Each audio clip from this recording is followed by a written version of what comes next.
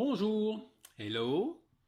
Nous voici dans un nouveau tuto consacré à l'envoi de mails avec un fichier attaché. Ce tuto m'a été réclamé par un utilisateur parmi vous, donc voilà.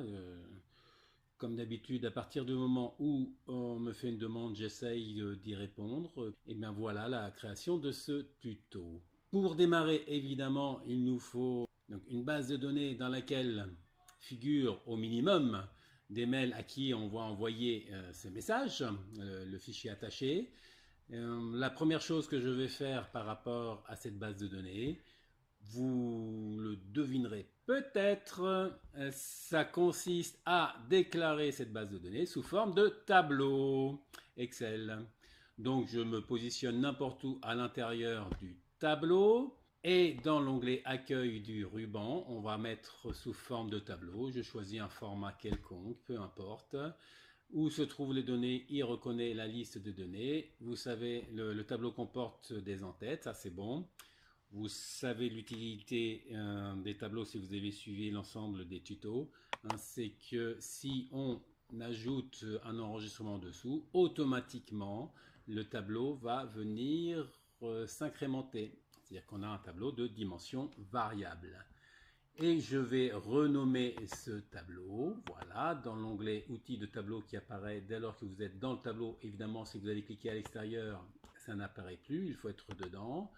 Outils de tableau, à gauche, le nom du tableau, je vais lui donner un nom, donc, genre TBL base.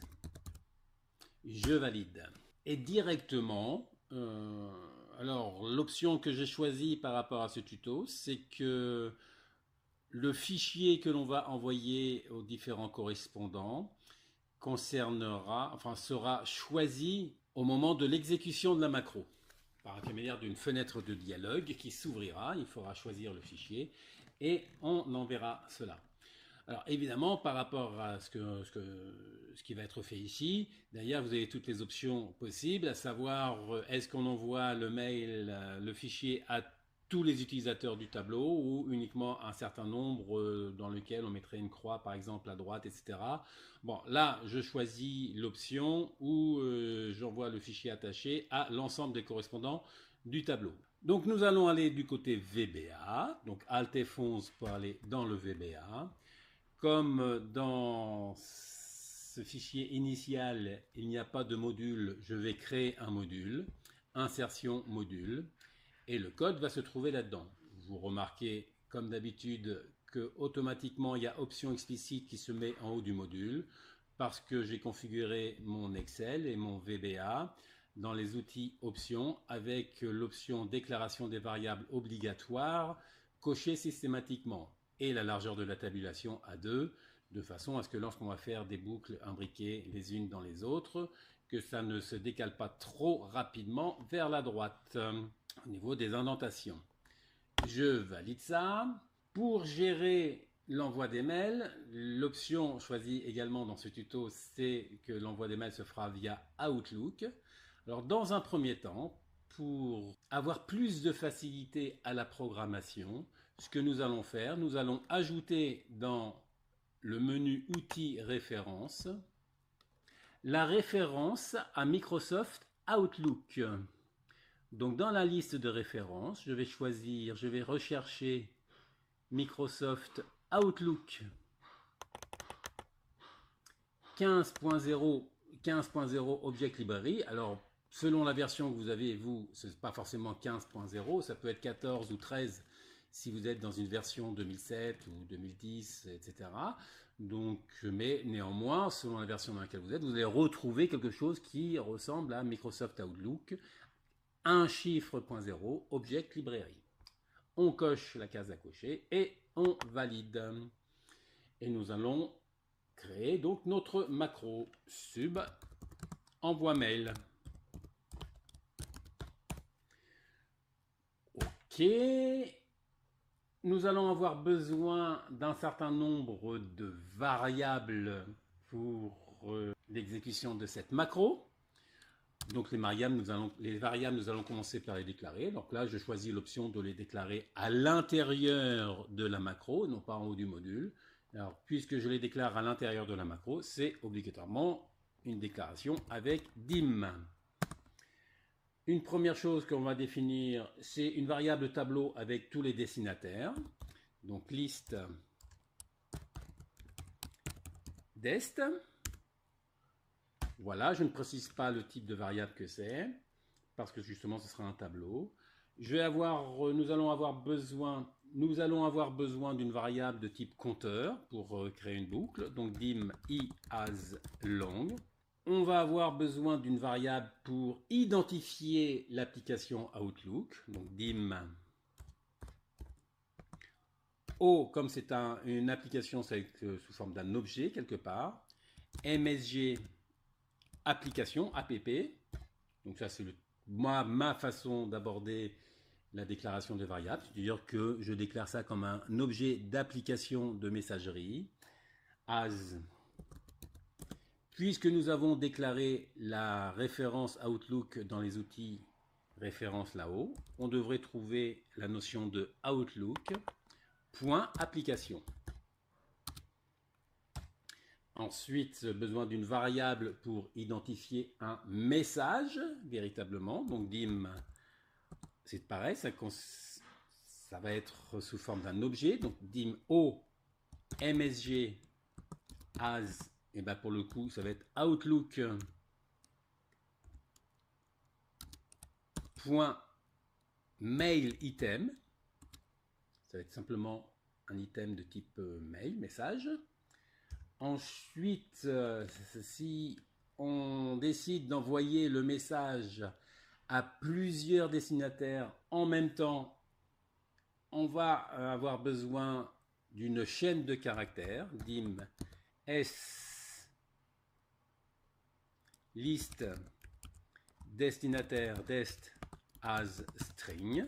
C'est une chaîne de caractères qui va consister simplement à mettre bout à bout, en quelque sorte, avec un séparateur, ce qu'on va trouver dans la liste des destinataires là-haut du tableau, et une variable pour identifier le fichier à joindre au mail.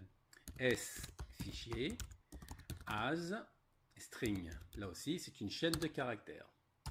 Voilà les différentes variables dont nous avons besoin. La première chose que nous allons faire, c'est déterminer le fichier que l'on souhaite envoyer. Donc S fichier égale, alors pour pouvoir le sélectionner à l'intérieur de l'explorateur Windows, nous allons utiliser la boîte de dialogue qui consiste à ouvrir un document, donc application, .get open file name. Voilà. Alors, on pourrait lui rajouter éventuellement des filtres à l'intérieur. Si vous voulez envoyer uniquement des fichiers de type Excel, par exemple, ce serait possible à préciser. Si vous voulez personnaliser le titre uniquement de la boîte de dialogue plutôt que d'avoir la boîte ouvrir, on va, par exemple, en laissant les filtres par défaut, comme ceci, aller sur l'option Title ici, et lui mettre ici, donc sélectionner le fichier à envoyer. Voilà, puis je me contente de ça. Maintenant, on va tout de même faire un test, parce que si on n'a rien sélectionné du tout, ça veut dire que ce fichier va se retrouver à vide. Donc, et dans ce cas-là, il ne faut pas envoyer le mail.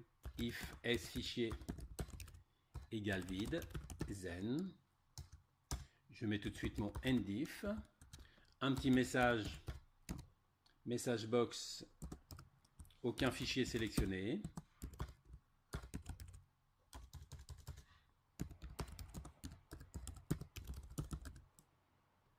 Opération annulée.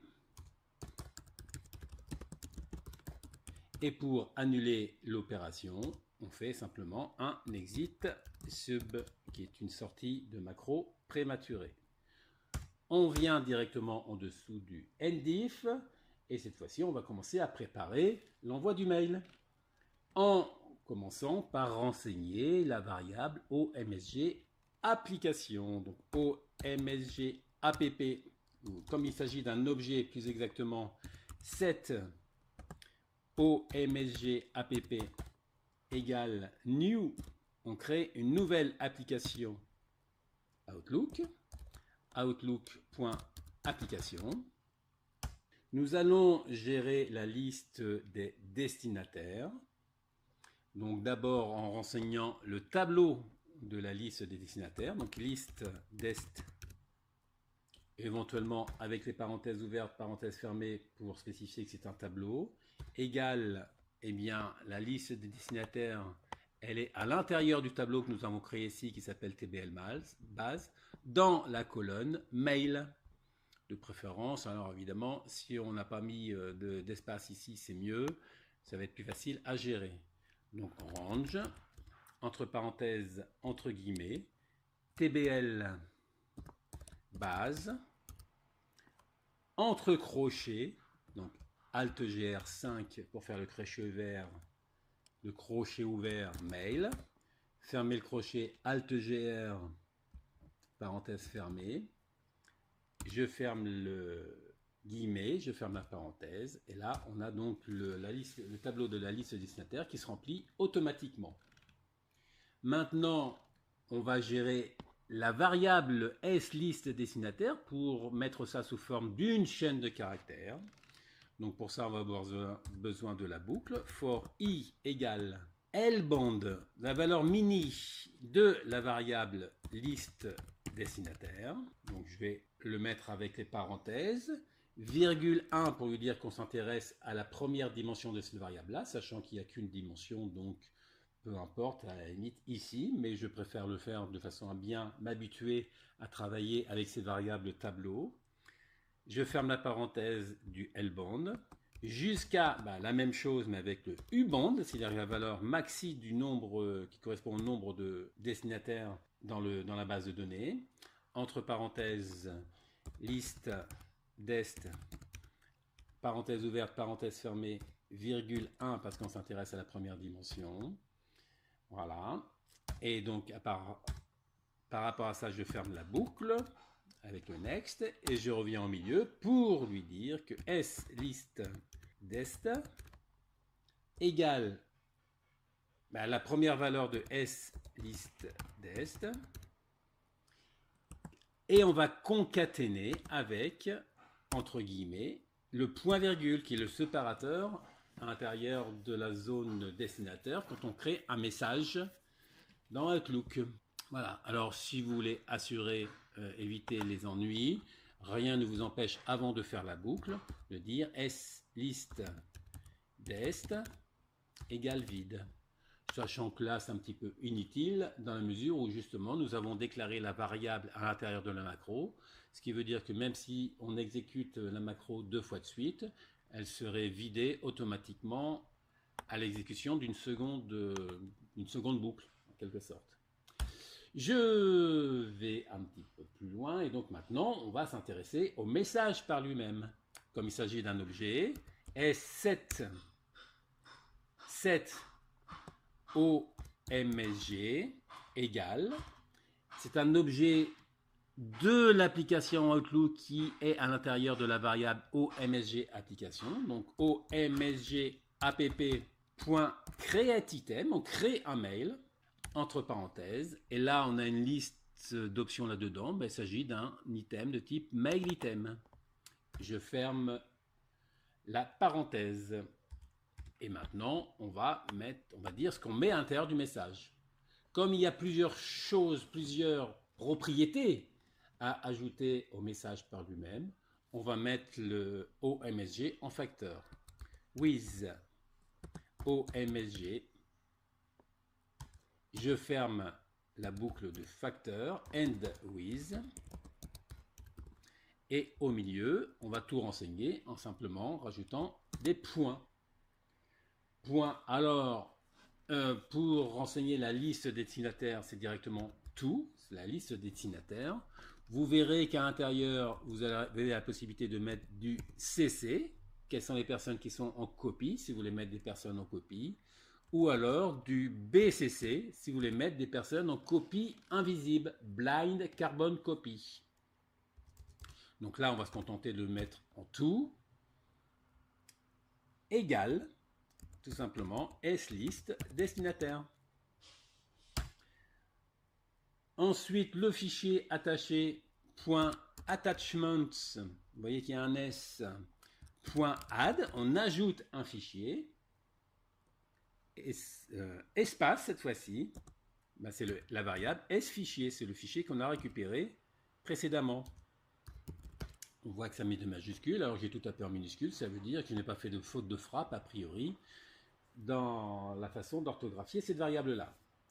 Un sujet, éventuellement, voilà, .subject, enfin après c'est à vous de voir toutes les options qu'il y a à l'intérieur de dedans, égal, entre guillemets, voilà, fichier de la semaine par exemple, fichier de la semaine, un corps de message, .body, égal, ben voilà, veuillez trouver 6 juin le fichier de la semaine.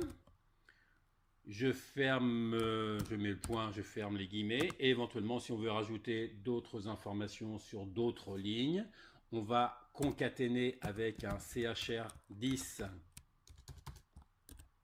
qui correspond à un retour à la ligne.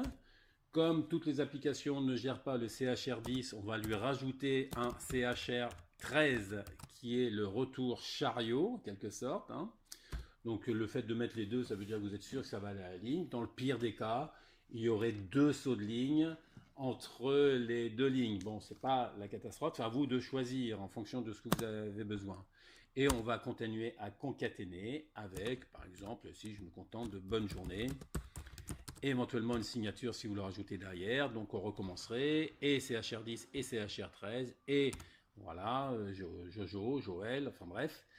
Vous pouvez continuer comme ça. Si ça vous embête de gérer ça directement dans la variable ici, enfin dans la propriété body, rien ne vous empêche également de prévoir une routine avec une variable de type sContenu comme un string qui gère le corps du message si il est un petit peu plus compliqué que ça.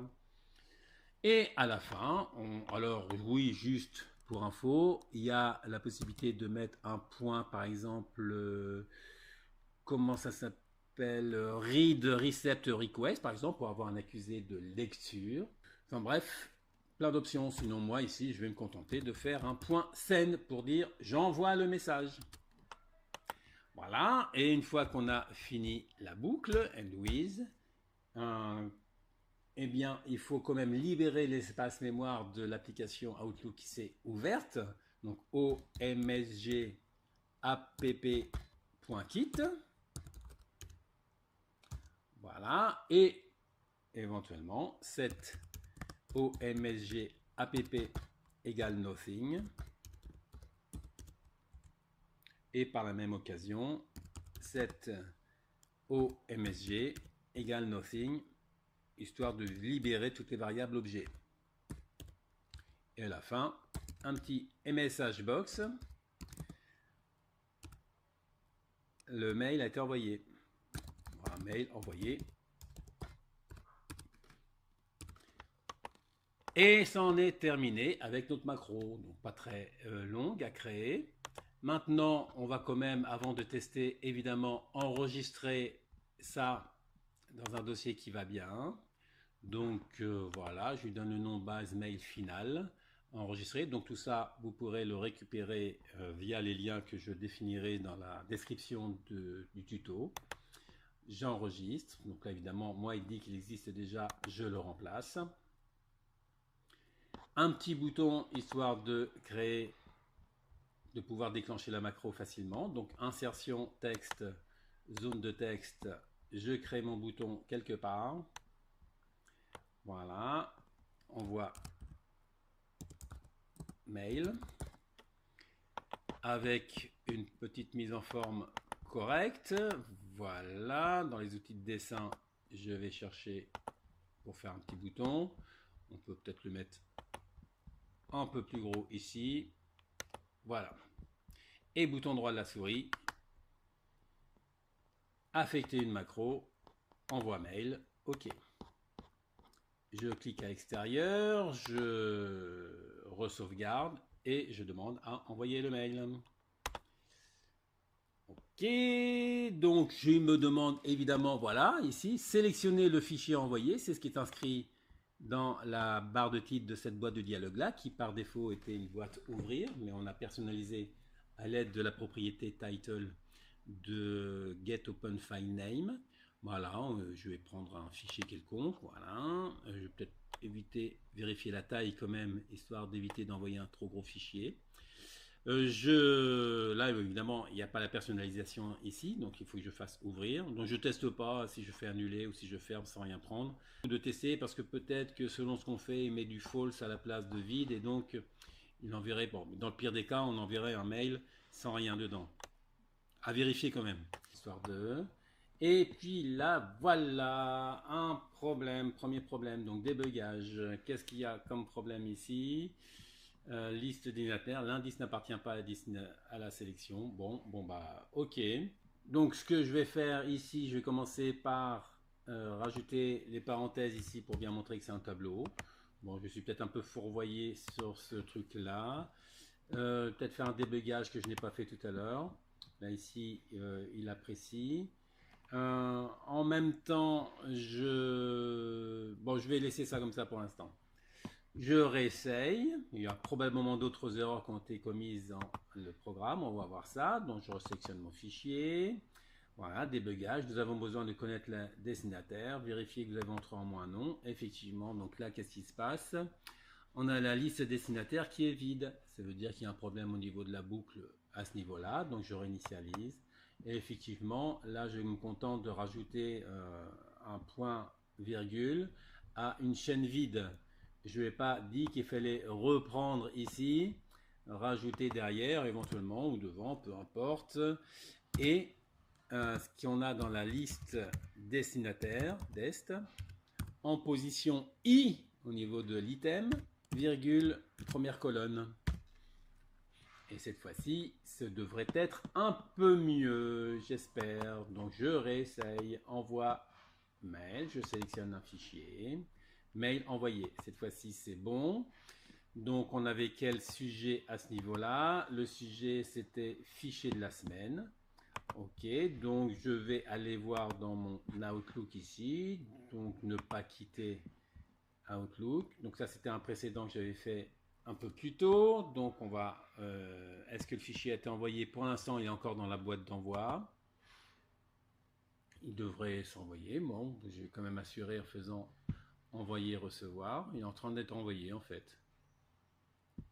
Voilà, envoi du message, parce qu'il s'envoie pas systématiquement là, il est parti de la boîte d'envoi. C'est-à-dire qu'au niveau de la boîte de réception ici, je vais faire une réception et le fichier arrive bien à ce niveau-là. Donc ça, c'est le premier message. Pour le deuxième, dans la première messagerie qui consistait en ma première boîte mail.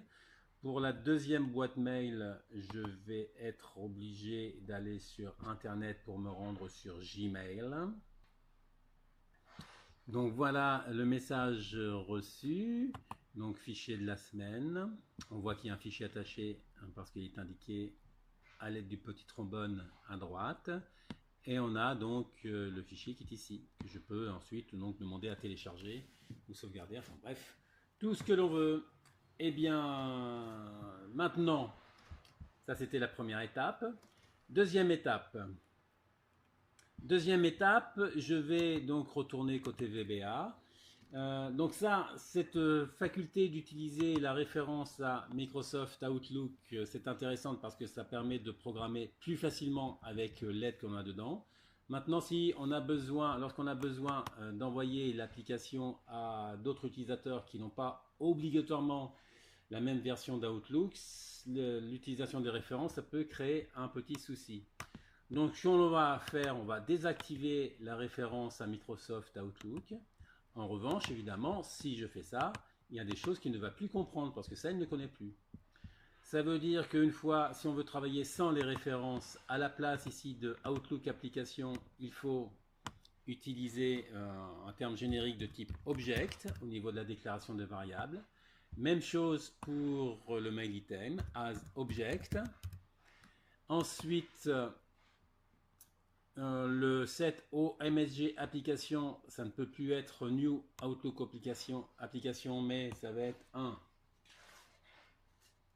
create object, entre parenthèses, entre guillemets, Outlook application.